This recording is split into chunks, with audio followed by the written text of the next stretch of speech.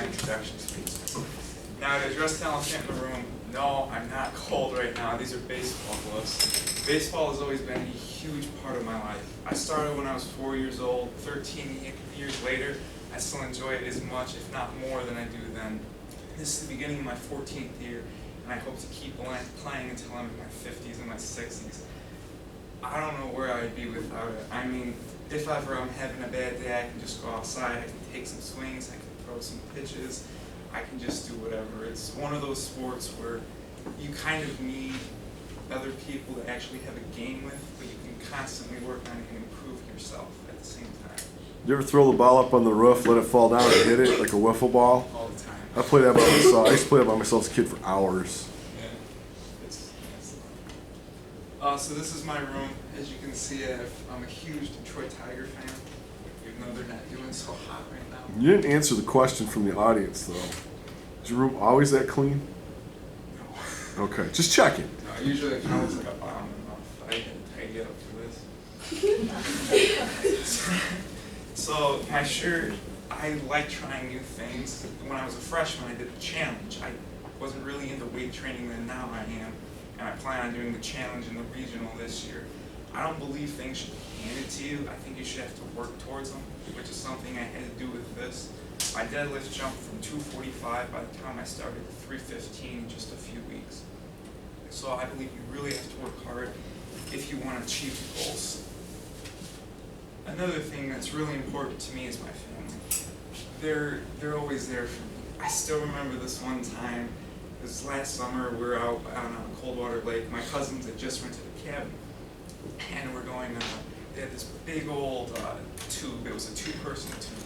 And I was trying to show off to my cousin by not holding on. Well, we're going along 35 miles an hour. Boom! We hit a wave. I see another huge wave beneath us. We come down. Next thing I know, I'm 10 feet in the air. He's below me, just like, dude, you're flying. And I don't know if any of you guys have ever done a belly flop before, but with my luck, I just happened to come, boom, right down on my stomach. It was so painful. It looked like someone just took a giant fly swatter and just kept whacking me in the chest over and over again. I can still feel it, and even to this day, I'm still a little uneasy whenever I get on that thing, just because of what's happened.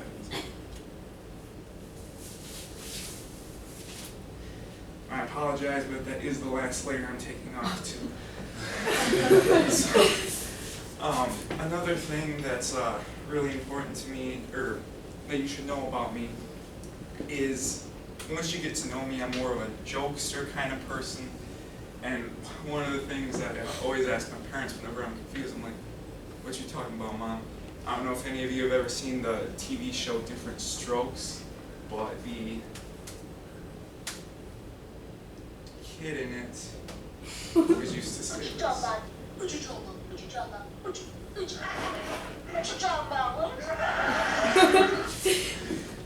And I still regret even to this day. It was last summer. I'm downstairs in the kitchen. I found a really thick, clear rubber band.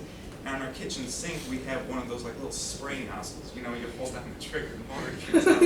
So for some reason, I thought it'd be a really good idea to go up there, wrap it around it, and wait for my victim to come. So I just finished drinking my water bottle. My mom comes downstairs and she's like, "Andrew, you want me to fill that up for you?" I'm like, "Yeah, sure." And I hand it to her. And I'm like, "Oh crap, I'm gonna feel like such a jerk in about 5 seconds." I was debating whether or not to tell her. She goes over there, she turns on the sink. Next thing, she's just covered in water. She just turns around, looks at me, and I'm like, "Yeah, I'm going to my room now." just walked away.